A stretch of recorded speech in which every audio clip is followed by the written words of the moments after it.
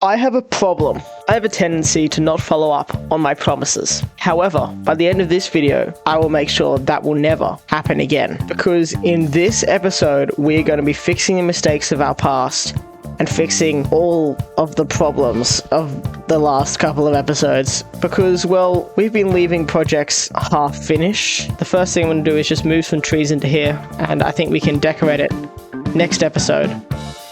We're going to need to do a little bit of work here in building and making this look absolutely awesome. But first, it's time to shift the blame onto you guys, because you guys didn't give me dog names. I asked, and you didn't deliver. That's not good enough. I got literally one name, and one name is not enough for 2 dogs. So get onto that and fix your errors. I think the first thing we got to do is this. You know, it's the first mistake that I made. Episode 1. I dug a hole, I said I'd fill it, I didn't, so let's fill it with a awesome build. But first we need to gather some materials. Oh my gosh. Are you kidding me? Can we have a flashback to last episode? Well, we finally did it, we finally found a swamp. And the reason I fruitlessly searched for about 6 to 7, maybe even 8 hours, I don't even know. Dude, it's not even small, there's literally more over there.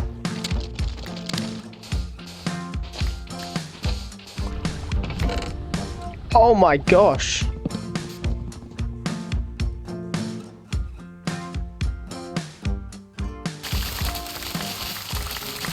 Well, that is all of the items collected up. We might need a little bit more acacia logs, and I hope we don't need any more glass, because that was quite a long way away, but it should be enough, so let's get into building.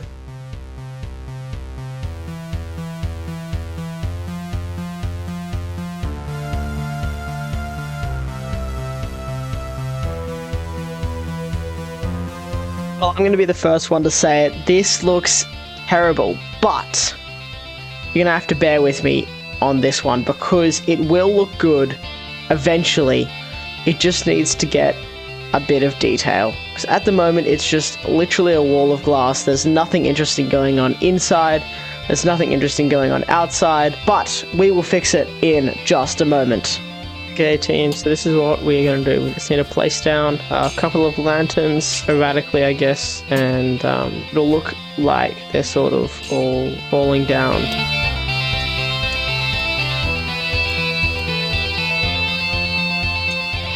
This part in here actually doesn't really need that much. Like, look at this. Already, there's a whole lot more interest. Automatically, the bottom bit doesn't look as bad as it used to, but we're going to make it a little bit better because, I mean, this part in here still isn't perfect. It's still pretty bland, you know, you're just looking at glass, which will be helped by the stuff behind it, but for now it's looking a little bit bland. I might just add some foliage around the front just to give it a little bit of interest from the bottom side. So if you're wondering how to build better, just put foliage in and it looks amazing every time. This one is too long. But other than that, it'll look amazing every time. Like, look at the difference already. You know, you get these little bits here, they're kind of just popping underneath the spruce leaves. And the spruce leaves are a nice dark contrast to the very bright glass. And even the tuff is pretty bright. So it's a good contrast, it looks good.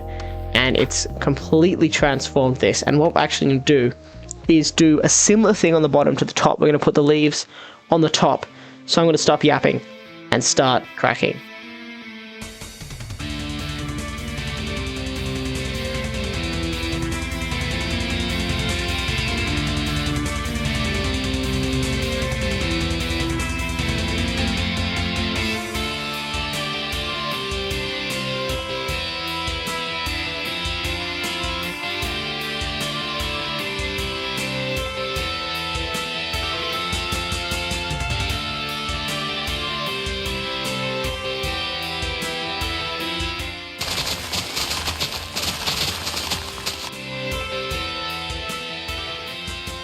Well, the top of the roof is now fully completed as far as I'm concerned from this bottom angle. We do need to do a little bit to the actual roof part, but this is what it is going to look like basically. Obviously there's more lighting that needs to be done on the inside, because at the moment it is looking a bit interesting, seeing through the glass into basically a black hole.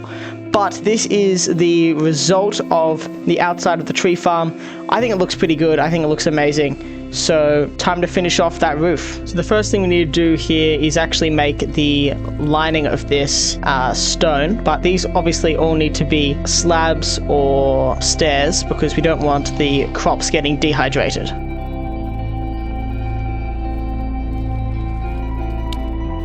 Well, now this is completely finished and it looks pretty cool. I've done a little bit of detailing on the bottom as well, with some rocks kind of poking up, but it looks pretty awesome. There's a nice sort of gradient, I guess, into the crop field, which is starting to grow in, so that looks nice. And I mean, it's looking great with the sunset as well. But we have one more thing to do, and that is to fix this little wall right here, and we're going to make this into a waterfall down into this lake. And that means we do have to make a small lake up here, but that should not be too much of an issue. And then just a couple of rocks down on the bottom, and this will be completely finished. So let's go do it.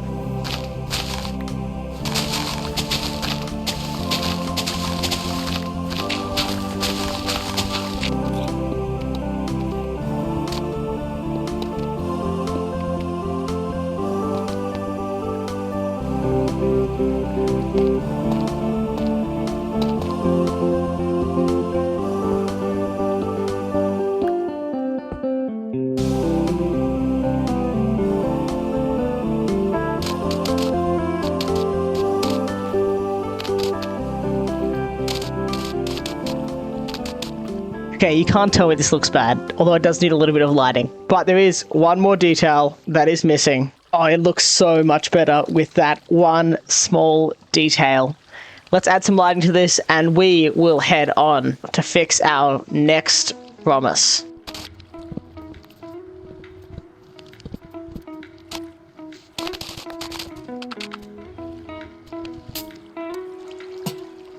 For our next promise, we actually need to take a break from building and start a new chapter in the FreckleVerse. Yep, that's right. We're going into the Nether. At the moment, I have 24 blocks of obsidian, which is a fair amount, but not enough to make the portal of my dreams. So we're going to need to go out and collect some more obsidian, which means it's time to get a diamond pickaxe. That didn't take too long to get just a stack of obsidian, and we didn't have to go too far either, so let's head back to the base. We are back, so let's go hit the time lapse.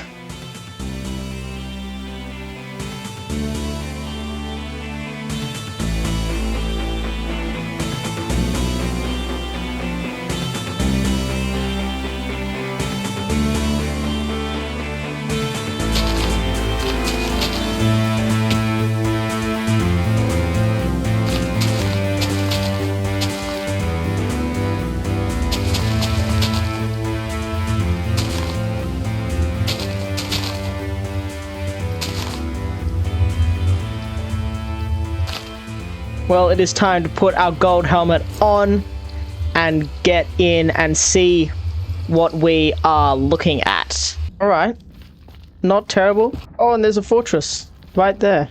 See if I can get a better view of that. Look at that. Close to home. What a win. And let's head back through. Well, that might just be the best nether I have ever gotten in a world, so that's a great start. And let's look at some of these resources that we have managed to gather. First thing we got was 29 pieces of quartz, which is going to be very helpful for redstone. And we've also got a little bit of netherrack. And the reason I got some netherrack is just to finish off the decorations of this build. I just want to sprinkle it, put it behind here, and then also sprinkle it into the rest of the build as well.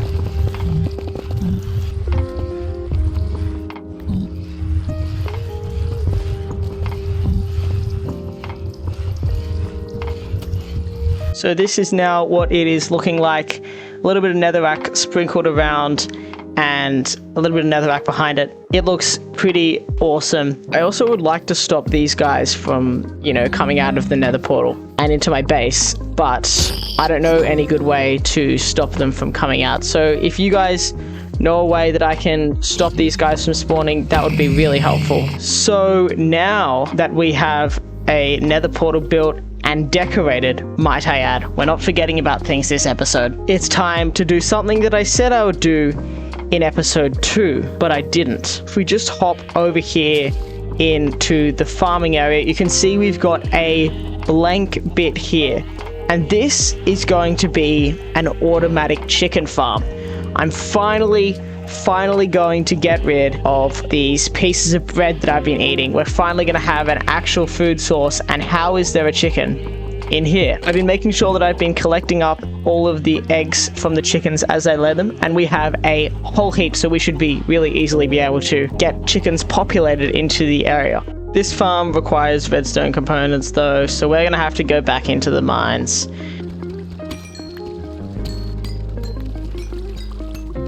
Oh, look how cool it looks at night. Alright, well, we've got some redstone, we've got some nether quartz. We are ready to rumble. And now I just need to remember how to build this farm, which might be a little bit harder.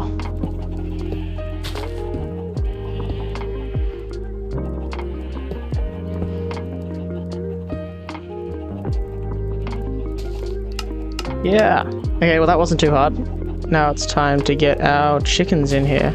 I'm going to put some glass in. We don't want a bunch of baby chickens running around like headless chickens. Okay, now hold on a second. We got to make it look a little bit nicer than just that. And then the walls can also be made out of iron blocks. I'm having too much fun. Let's just quickly grab some lava. Let's put this lava in its place. I'm kind of worried about this burning.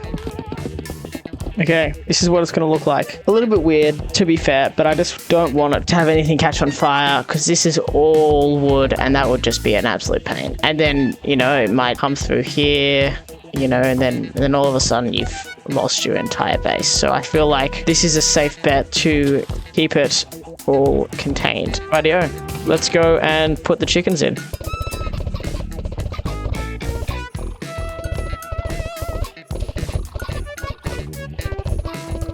I don't know how many chickens we have in there, but there's a few. There's probably enough, to be honest. So let's close this up. We can always add to it in the future. Well, it is now fully completed.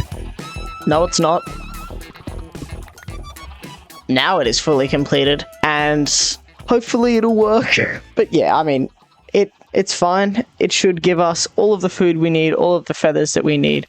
So very excited for that. I guess we'll check back in on it in a bit once these chickens have grown up, and then we should be able to see if we're actually going to be getting a sustainable source of food. So that's another promise down, and let's go ahead and quit goofing around because we have just one more promise left on the list. And so we are going to go over here and, well, this is really difficult. Give me a second.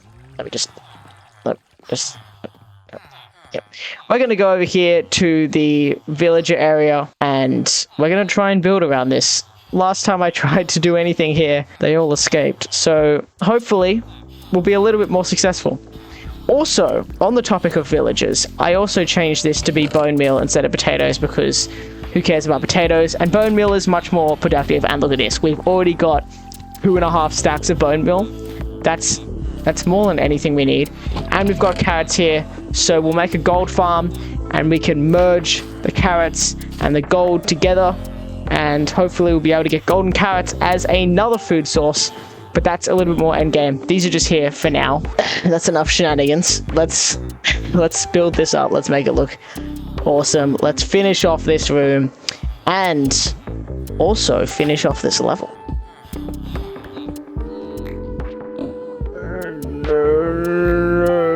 No. Oh, man.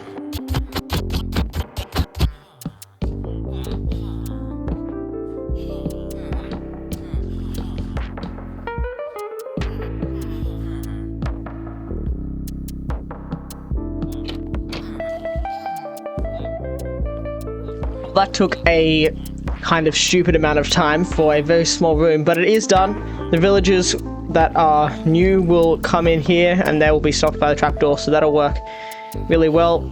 And we've got obviously all of these chests coming along nicely. Bone meal is coming along nicely, and so is the carrots, so that's great, and this is all good. Obviously we need these lights in here, which brings us to the next thing on the list. It is time to go to a trial chamber. As much as I hate every part about this entire thing, it's gonna just have to happen. We need to go and get this all fixed up. I did have a play around with using some glowstone, which doesn't look terrible.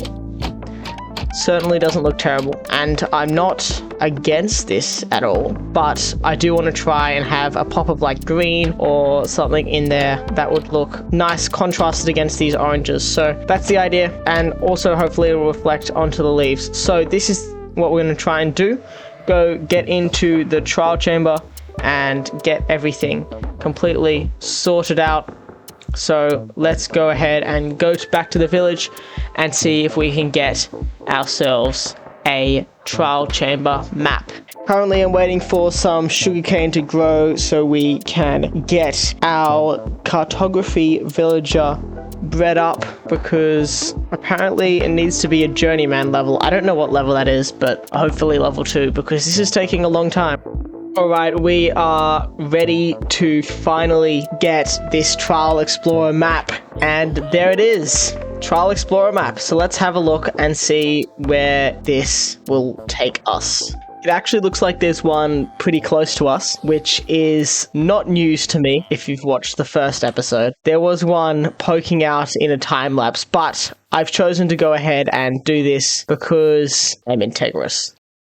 Okay, so apparently it is right below us, so let's dig down and hopefully we'll be able to find it and collect some of these copper bulbs. Okay, well let's get collecting, I guess.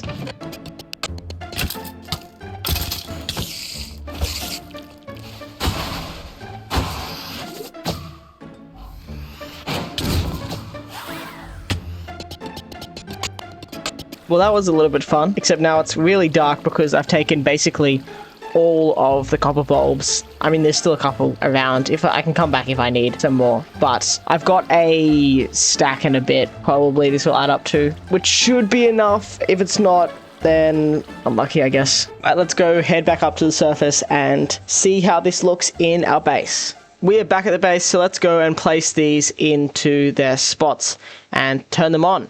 Alright, so these are in place. I've just placed one of each type in so we can have a look and see which one is best. This is slightly weathered, I believe. Exposed. It's exposed.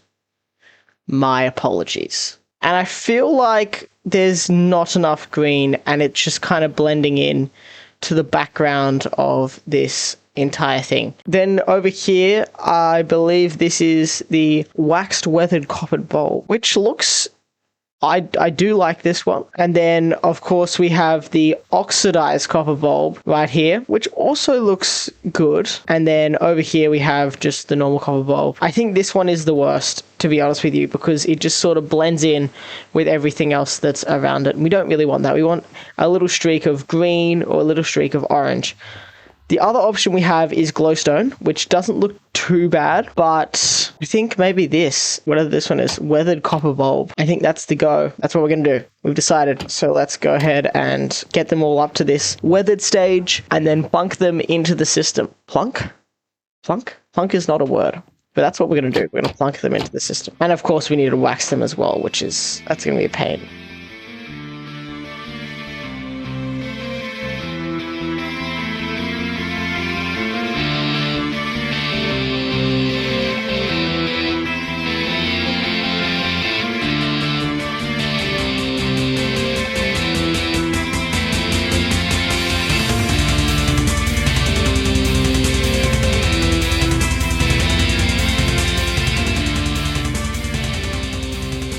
So I've been AFK on and off for about 6 hours, and we've managed to get a stack and 37 of these, whatever they're called, weathered copper bulbs, and we just need to go ahead and wax them.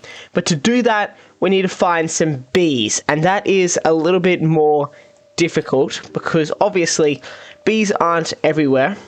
So let's go out and find some beehives and maybe collect them, put them in one place so we can grab a whole heap of honeycomb. Okay, well, we found a bee. I guess that's the start, but where is your hive? You seem to be a bit lost. There it is.